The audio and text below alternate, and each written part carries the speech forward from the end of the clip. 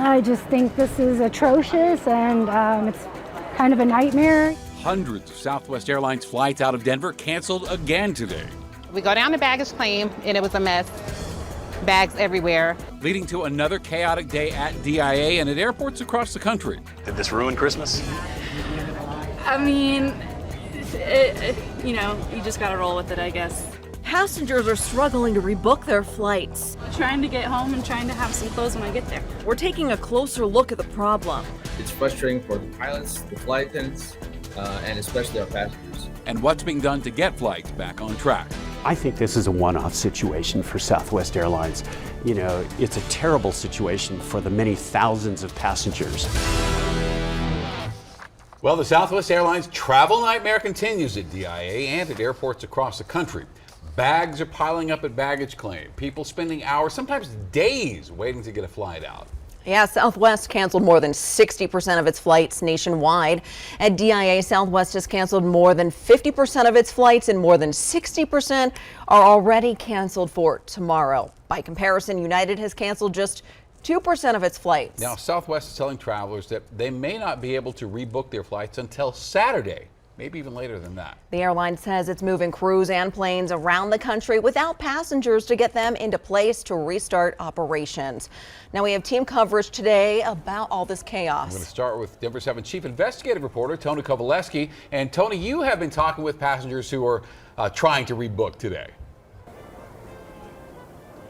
Yes, I have, Shannon. Good evening. The proof is in what you see. Take a look at the line behind me right now. About 45 minutes to an hour. Earlier today, that line was 3 hours long, stretching around the corner. Yesterday, I'm told it was 4 and 5 hours line going all the way around that corner. So a significant difference, although cancellations continue today. But as you said, I talked to a lot of people today. They're looking for help, support, and a little bit of empathy.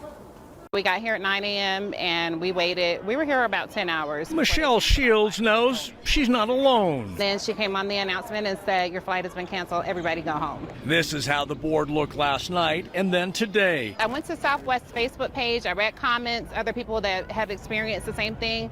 They're all saying they're not rebooking until next week. More than 300 new canceled flights in Denver alone. How would you describe this experience? Stressful. I'm tired. Like many, Michelle came back today. She tried to find an open flight for her family and found it on another airline. She spent more than 3 hours in the full-service line at Southwest. I need to see what you all can do as far as compensating, reimbursing me. Trying to get a refund. So you were at the counter for about 15 minutes. What'd they tell you? She said that I can request a refund by email. I have a flight credit. She gave me 3 flight credits for the full amount, round trip. So about, how much, about $1,200? Satisfied with the outcome? I am, because, I know they're tired and there's not much she can do. It's not her decision. She just works for Southwest, so I'm satisfied. She is satisfied. The big question right now is why. Southwest officially not explaining what has happened or why is happening, but we talked to airline sources across the country throughout the afternoon, and we are told the focus now is on software and computer issues at Southwest. They're trying to get inside and figure that out. Also talked to a ranking source here at the airport. They say airport executives plan to meet with Southwest executives next week and find out exactly why it happened. Live at DIA, I'm Tony Kovaleski. Tony, leave it to you to find the one satisfied passenger at DIA today. Thank you very much for that. And President Biden is weighing in on these cancellations, saying his administration is working to ensure airlines are held accountable.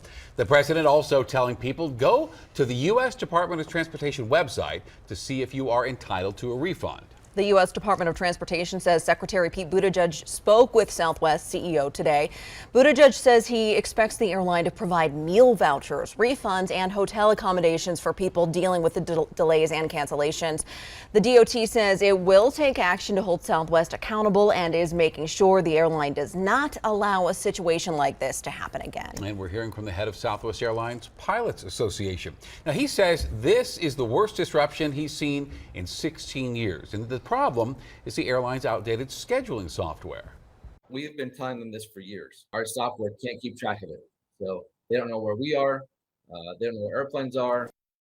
The technology is certainly a big factor in the trouble Southwest is facing, but it's not the only factor. Denver 7's Megan Lopez live on this in the newsroom. And Megan, you spent the day looking into kind of the overall operating structure of this airline. That's right, Shannon and Amy. It's different from operating structures that other major airlines have, like I'm thinking of United and Delta, for instance. Those airlines use a spoke and hub system where they have their hubs in these big cities and then flights that connect to and through them. Southwest uses a point-to-point system where their planes make a bunch of little stops and a bunch of flights heading straight to a destination rather than going through a centralized hub. Now, that model is great for lowering costs for the airlines, which is how Southwest is able to offer such cheap flights.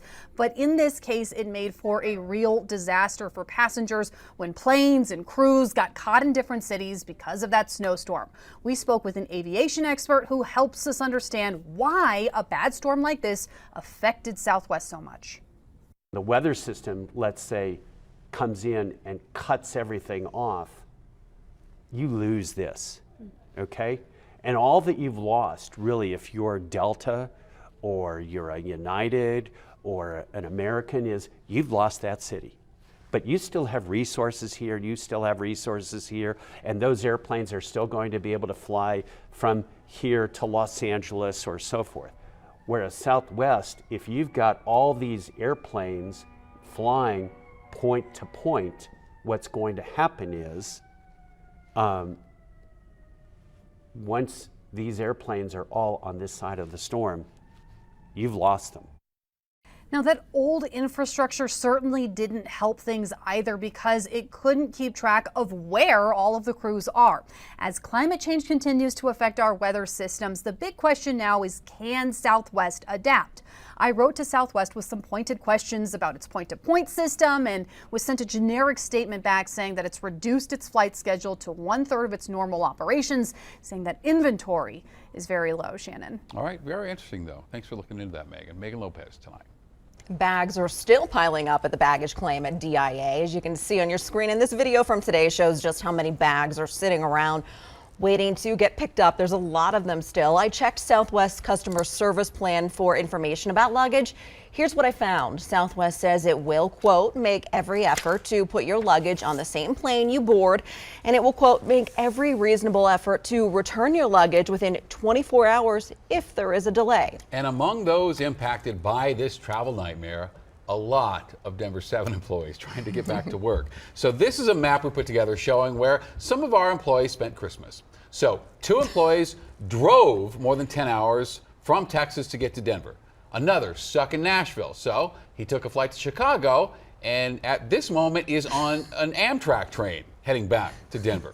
There's another employee in North Carolina, can't get a flight out until Saturday at the earliest. And thank you all for your efforts to get back to work here. And there is some relief though. Southwest now says passengers can submit refund requests. That would be for lodging, alternate transportation, and for food.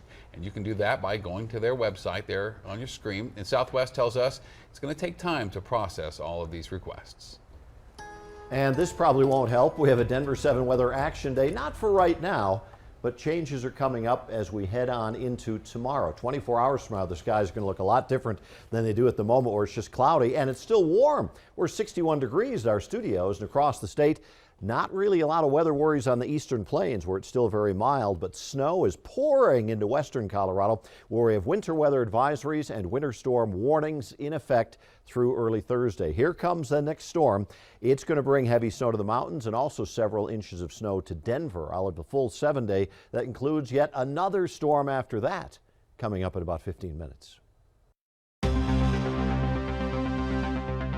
The Broncos are now searching for a new head coach. It's been a season that's disappointing for our fans and what they deserve. We are hearing from team ownership about just what went wrong with Nathaniel Hackett. It wasn't just about Sunday, it was about the full body of work. And a boy who has a passion for playing piano is getting some help starting his music career. Yeah. Good job.